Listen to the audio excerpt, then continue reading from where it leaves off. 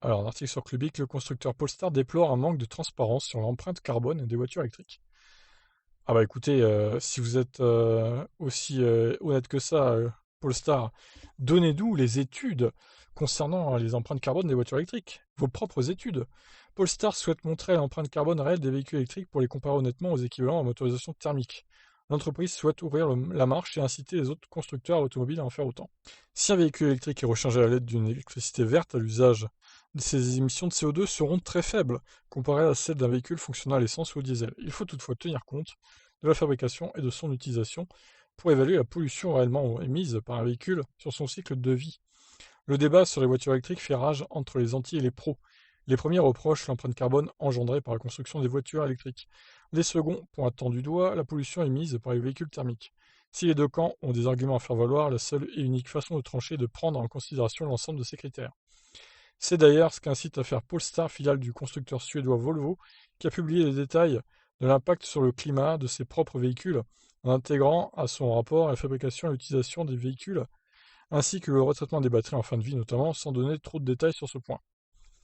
Le constructeur a déclaré: Polestar fait face au manque inquiétant de transparence dans l'industrie, car il est aujourd'hui impossible pour un constructeur de comparer l'impact climatique de différentes voitures.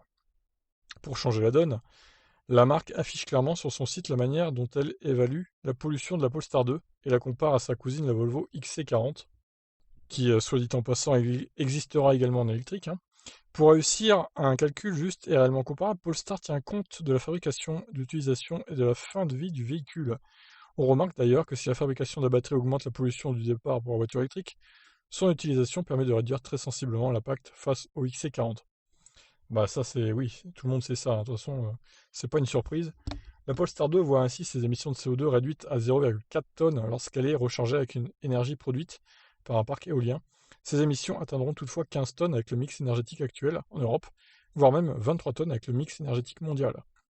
Ces valeurs sont toutefois comparées aux 41 tonnes de CO2 produites par la consommation de carburant du XC40. Ainsi, si la Polestar 2 part avec un handicap de 10 tonnes de CO2 à la fabrication, elle se montre à l'usage plus propre que le XC40, même dans les pires des scénarios, mix énergétique mondial, avec un avantage de 8 tonnes. L'empreinte carbone de la Polestar 2 repasse en dessous des émissions de la Volvo XC40 à partir de 50 000 km seulement, avec une énergie éolienne, 78 000 avec le mix énergétique européen et 112 000 km avec le mix énergétique mondial, bien loin de la fin de vie de véhicule.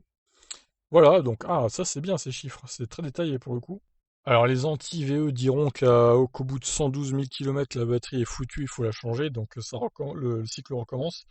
Non, non, clairement pas. Les batteries de voitures électriques, ça peut tenir bien au-delà des 112 000 km, hein. Donc même dans le pire des scénarios, c'est-à-dire mix énergétique mondial, qui est très peu propre, on va pas se mentir, encore pire que le mix énergétique européen, eh bien au final, la Polestar 2 polluera moins que la Volvo XC40 thermique.